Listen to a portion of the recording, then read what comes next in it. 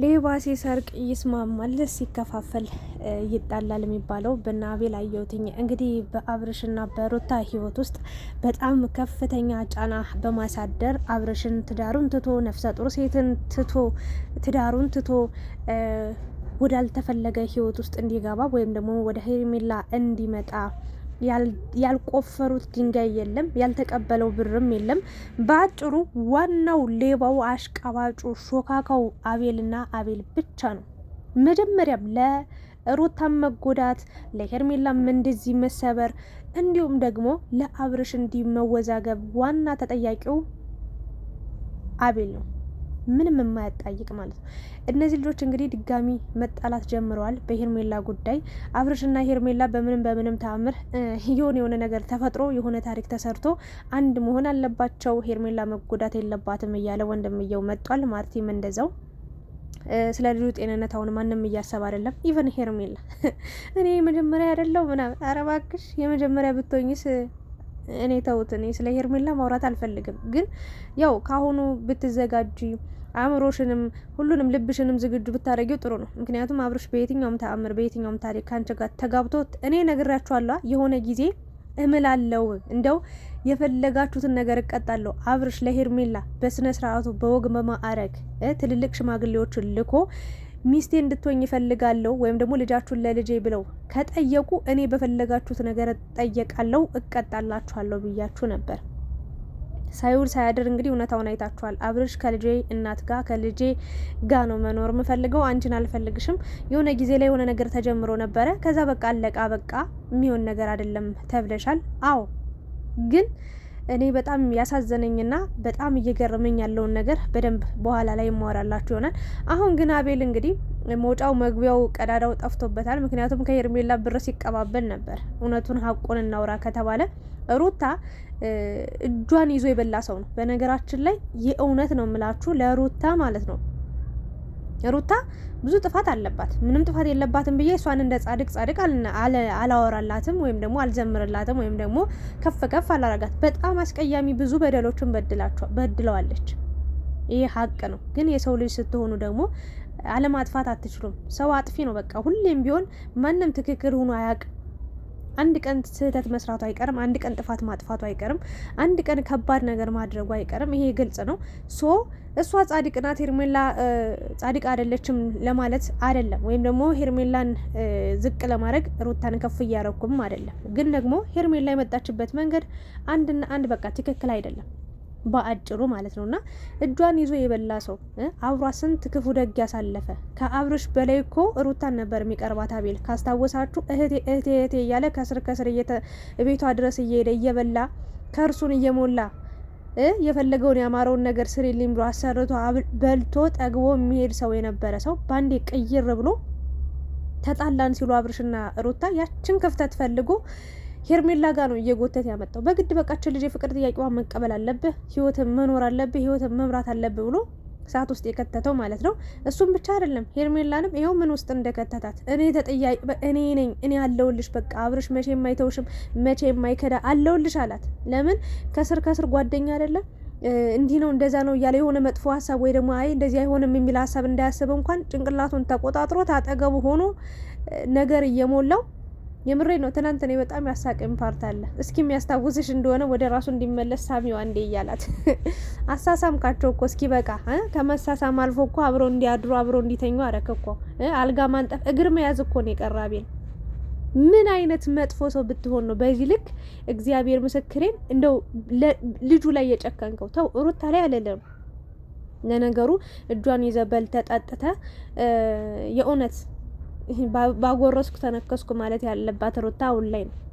ለሷም አልሆንካት እና የህፃን ልጅ ያለ አባት ሲያድግ የእናት ፍቅር የአባት ፍቅር አጥቶ እንደዛ ሲንከራተት እያየ እንዴት አስችሎ የእውነት ሄርሜላና አብርሽ አንድ እንዲሆኑ ስትጥር ያልፈነቀልከው ድንጋይ የለም። ያልፈነቀልከው የእውነት ያልወጣው ተራራ የለም። ተሳካለ በስተመጨረሻም። ግን ደግሞ አንድ ቀን እንዲህ እንደምትከስሩ እንዲህ መበጣበጥ እንደሚመጣ ግልጽ ነበር። እኔ ቀድሜ ያውቅ ነበር የእውነት ለመናገር እና ምን ልላችሁ ፈልጌ ነው አሁን ላይ መግባባት አልቻሉም። አብርሽን እንትን ማለት አለብህ ምናምን እስከ ዛሬ ጭንቅላቱን ሲቆጣጠሩ አይደለ የቆየው? እስከ ዛሬ እሱ ባለው አይደለ ሲሄድ የነበረው? ወንድም ነኝ ጓደኛ ነኝ አብሬ ነው ያለሁት እያለ ወደ አልተፈለገ ቦታ ሲወስዱ አልነበር? አሁንም ልክ በቃ ስህተት ሌላ ስህተት እንዲሰራ ሌላ ጥፋት እንዲያጠፋ ደግሞ ወደ ሄርሜላ እንዲመለስ ሩታን እዛ ጋር ምንም ቦታ እንደሌለው ምናምን አይባልም። አብርሽ አይመለስም። ሄርሜላ ቆርጥሽን አውቀሽ ብትቀመጭን የደስተኛ ነኝ። ቢያመውም ጭንቅላቱን ቢፈነከትም እንደው የመርሳት በሽታ ቢኖርበት እንደው የመርሳት በሽታ ራሱ ቢይዘው ማለት ነው አንቺን ነው መርሳት የሚፈልገው። በእውነት ቀድሞ በቃ ካንቺ ጋር የጀመረውን ላይፍ አንቺን በቃ ካንቺ ጋር የነበራትን ሰዓትና ጊዜ በቃ ሙሉ በሙሉ መርሳት ነው የሚፈልገው የእውነት ማለት ነው። እና ይሄ ልጅ ጤነኛ ነው፣ ደህና ነው። አሁን ወደ ጤንነቱ የተመለሰ ይመስለኛል። ይሄ ነው በቃ አብርሽ ትክክለኛ ውሳኔ ነው የወሰንከው ብዬ አስባለሁ። ግን ደግሞ እኔ እንደተረዳሁት አንዳንዴ ውሸት ይመስለኛል። ለመሰላችሁ ውሸት ነው ያልኳችሁ። ለምሳሌ አሁን ወንድ ልጅ አግብቶም ለምን 10 ሴት አያገባም? ያችን ሴት 10ኛዋን ሴትም ፈትቶ 11ኛ ሴት ማግባት እንደሚችል፣ ሴት ልጅ እድሜ ልኳን ስታለቅስ እንደምትኖር፣ በተለይ ደግሞ ካረገዘች ከወለደች በኋላ እጅግ በጣም አስቀያሚውን የላይፍ ወይ ደግሞ የህይወትን ጉዞ እንደምትኖር፣ ወይም ደግሞ ሴት ልጅ በቃ ከወለደች በኋላ ማንም ዞር ብሎ እንደማያያት፣ ሴት ልጅ ደካማ እንደሆነች፣ ሴት ልጅ ሁሌ በቃ ወንድ ልጅን እንደምትከተል እንደምትፈልግ፣ ወንድ ልጅን እንደምትለማመጥ ነው እኔ ከእናንተ ታሪክ እያየው የምገኘውና ሴት ከወንድ ማለት ወንድ ከሴት በምንድን ነው የሚበልጠው? ሴቷስ በምንድን ነው ከእናንተ የምናንሰው? የእውነት ለመናገር ማለት ነውና አብርሽ በቃ በፈለገበት መንገድ ነው የሚሄደው። እኔ ሩታም የእውነት ለመናገር ለአንዴና ለመጨረሻ ጊዜ ከአብርሽ ጋር ሁሉንም ነገር አውርታ ለምን 30 ሴት 40 ሴት አይመጣም? የራሽን ላይፍ ብትኖሪ ጥሩ ነው ብዬ ነው የማስበው። ለምን አንቺ የመጣ የሄደውን ሴት ሁሉ እንደዚህ ነው እንደዛ ነው እያልሽ ከነሱ ለመቀማት ከነሱ ለማስጣል ልክ እንደ ጭልፊት ጭልፍ የሚያደርጉትን ሰዎች ስትከራከሪ ወይ ደግሞ ስትጣይ መኖር የለብሽም ብዬ ነው የማስበው። ይሄ ልጅ ትልቅ ሰው ነው፣ ጭንቅላት አለው፣ አእምሮ አለው፣ ጤነኛ ነው አይደል? ስለዚህ ስለ ትዳሩ ማሰብ አለበት፣ ስለ ልጁ ማሰብ አለበት። ስርዓቱን ይዞ የሚኖር ከሆነ ይኖር እንጂ ያችንም እችንም እየነካ እድሜ ልኩን ሴት ልጅ ሲያስለቅስ መኖር አለበት ብዬ አላምንም። በእርግጥ አንዳንዴ ህይወት እንደውም አንድ ልጅ አለችና አስታውሳለሁ ከኛ ሰፈር 5 ጊዜ አግብታ ፈታች። 5 ጊዜ ማለት ነው። 5 ጊዜ አገባች ፈታች። በስተመጨረሻ ሰው ሁሉ ጉድ እያለ በ6ኛው ጥሩ ህይወትን መኖር ጀመረች። አንዳንዴ ህይወት ደግሞ ላይሳካላችሁ ይችላል፣ ወይም ደግሞ ያልተመቻችሁ ብዙ ነገር ይኖራል ብዬ አስባለሁ። እኔ ደግሞ አሁን በአብርሽ ጉዳይ እንደዚህ በቃ ያልተስማማው ነገር ኑሮ ወይ ደግሞ አስጠሊታ የህይወት ኑሮ እየኖረ ነው ብዬ አላስብም። አንድ በኢኮኖሚ በጣም የሀብታም ኑሮ የተንደላቀቀ ኑሮ ቤታቸውን እዩት እስኪ እንዴት ምን እንደሚመስል። መጀመሪያ እስኪ አብርሽ ዩቲዩብ ሲጀምር የነበረው ማንነት የነበረው አለባበስ የነበረው አቋምና አሁን ላይ የሚበሉት የሚጠጡትን ምግብ ተውት፣ የሚለብሱትን ልብስ እዩት እስኪ የሚኖሩበትን ቤት እዩት እስኪ። አላሙዲን ራሱ ቤቱ እንደዚህ አያምርም። የእውነት ተንደላቀው ነው የሚኖሩ፣ ምንም የጎደለበት ነገር የለም። ታዲያ ይሄን ትዳሩን ሰብስቦ ልጄ ብሎ ምንም ቢባል የእውነት የእግዚአብሔርን እምላችሁ የፈለገ ታሪክ ቢፈጠር አለመግባባት ቢኖር መጣላት መጨቃጨቅ ቢኖር ልጅ አለ በመሀል። ለልጅ ተብሎ እኮ ብዙ ነገር ይተዋል እኮ፣ ብዙ ነገር ችላ ተብሎ ይታለፋል። ብዙ ነገር በቃ አይቶ እንዳላየ ሰምቶ እንዳልሰማ ማለፍ ይቻላል እንጂ አንተ ሲጀመር መጀመሪያ ለአብርሽ መልእክት ማስተላለፈው ነገር ሩታን ትቼ ሄርሜላ ጋር ሄዳለሁ፣ ሄርሜላ ባትኖርም ሌላ ሴት ጋር ሄዳለሁ ብለህ የምታስብ ወንድ ከሆንክ የእውነት በጣም እጅግ በጣም በፈጣሪ ዘንድም ትጠየቅበታለህ። የእውነት እና የሚለቀቀው ቪዲዮስ ምንድነው አስተማሪነቱ ለሚለው እኔ ምንም አስተማሪነቱ እየታየኝ አይደለም። ስለ መተት ነው የሚወራው፣ ስለ ጥንቆላ ነው የሚወራው፣ ስለ ጥቁር በግ ነው የሚያወሩት። ምን ልበላችሁ፣ በመስቀል ሳይቀር ማህተብ ራሱ በጥሽ እስከ ማለት ደርሳችኋል። ተከታዮች ራሱ እናንተ ናችሁ። እነዚህ ልጆች መስመር እንዲስቱ ትውልድ እንዲያበላሹ እያደረጋችኋቸው ያላችሁትና ስንት ደህና ነገር ስንት መልካም ነገር መሰራት እየቻለ ግን እናንተ በዚህ መንገድ ላካችኋቸው ልጆችን መስመር ስተው የሄዱበትን አቅጣጫ እያያችሁ ነው የምትገኙት። ሶ ይሄ ነገር መቆም አለበት ብዬ ነው የማስበው። በቃችሁ። በእርግጥ አሁን እስኪ በዚህ ሳምንት ስለ ጥንቆላ ስለ መተት ምናምን ከተወራበት ጊዜ ጀምሮ የሚለቀቁ ቪዲዮዎች እይታቸውና ከዛ በፊት የነበረውን እይታቸውን እዩቴና አብርሽን አሁን ወደ 300 ሺህ በአንድ ቀን ውስጥ 300 ሺህ ህዝብ ነው የሚያያቸው። 400 ሺህ ህዝብ። ያ ሰው የፈለገ ምን ልበላችሁ የፈለገ ነገር ቢሆን አይጨነቁም ለዛ ህዝብ ምን ይሰማችኋል ምናምን ብሎ እና የምትለቁትን ነገር እያሰባችሁ ብትለቁ ጥሩ ነው። የኛ ህዝብም ወሬ ነው የሚወድ፣ ጩኸት ነው የሚወድ፣ ጭቅጭቅ ነው የሚወድ፣ ጥንቆላ ነው የሚወድ። አየዋቸው እኮ አፋቸውን ከፍተው እዛ ቲክቶክ ላይ። እኔ ለአንድ ነገር ልምከራችሁ፣ በስደት ያላችሁ እህቶቼ በጣም ባለጌ ሆናችኋል፣ በጣም ባልጋችኋል፣ በጣም ልቅ ሆናችኋል፣ በጣም ከምነግራችሁ በላይ ጭቃ ሆናችኋል። የፈለጋችሁትን በሉኝ፣ በጣም ጭቃ ታጥባችሁ ማትጠሩ በቃ አስተሳሰባችሁ ሁሉ ድፍን የሆነ ማለት ነው። እዛ ለቪው ብሎ ለሆነ ነገር ጥቅም አግኝተውበት ነው። በነገራችን ላይ ሌሎቹ ሲሳደቡ አንተ እንዲና አንተ እንዲና እያሉ ሲሳደቡ አንቺ ምን ጥቅም ልታገኝ ብለሽ ነው? ይህን ያህል የስድብ የቆሸሸ ስድብ የቆሸሸ ማንነት አፍ ሲከፈት በነገራችን ላይ ጭንቅላት ይታያል። የእናንተ አፍ የእናንተ መጥፎ ስድብ ማለት ነው ምን ያህል ውስጣችሁ አስጠሊታና ክፉ እንደሆነ ነው የምትታዩት። አብርሽ ከወጥሽ ከእንጀራሽ ላይ ወጥ ይጨምርልሻል። ሄርሜላ እስከምትበይው እንጀራ ላይ በርበሬ ትጨምርልሻለች።